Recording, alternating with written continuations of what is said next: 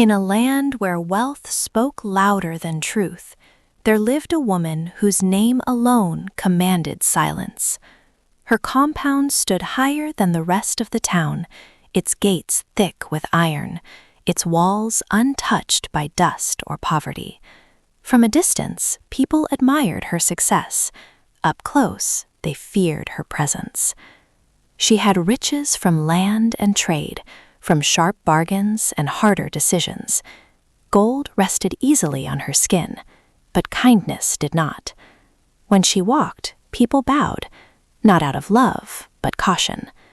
She was respected, yes, but never embraced. She had husbands, yet her home was cold. She had relatives, yet blood never softened her heart. She had business associates, yet trust never followed her shadow. Then one morning, the gates of her compound closed. Whispers began to travel faster than the wind. Servants spoke in hushed voices. Drums slowed their rhythm. And before the sun could complete its journey twice across the sky, the town heard the words that froze every conversation. The wealthy woman is dead.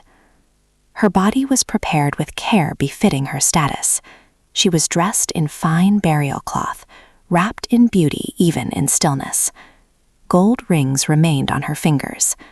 Her casket, dark, carved, and polished, was placed at the center of her compound. She lay there perfectly still. But she was not dead. Her breath was shallow. Her heart was awake. Her ears were open. She had chosen to listen. Candles flickered around her, casting trembling shadows on the walls. Incense rose slowly, carrying secrets upward. Outside, mourners gathered. Inside the casket, the woman waited for the truth she had never allowed herself to hear while alive. The husbands came first. They stood near the casket, dressed in dark cloth, faces carefully controlled. One sighed deeply, not in grief, but in relief. Another spoke softly about peace finally coming to his nights. A third did not even look at the body, his posture loose, his spirit already unburdened. No tears fell. Inside the casket, her fingers tightened. Her breath trembled, but she did not move. Then the relatives stepped forward. Blood gathered around blood, but love did not follow. A sister spoke of jealousy she had swallowed for years. A cousin whispered about unpaid debts and unfair treatment. An uncle shook his head, calling her death justice that arrived late. They spoke of her property before her burial. They counted inheritance while her body lay between them. Inside the casket, her jaw clenched. A tear pressed against her closed eye but refused to fall. She listened as blood revealed its true loyalty. Finally, the business associates arrived. They wore respect like borrowed clothing. Their voices began carefully, offering praise that sounded practiced. But as confidence grew, honesty slipped out. They spoke of her greed, her betrayal, the people she crushed to rise higher.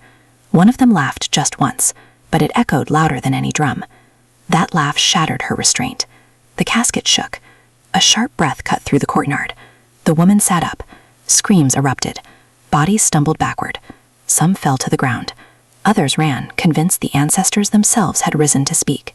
Papers scattered. Candles toppled. Silence followed fear like a shadow. "I am not dead," she said.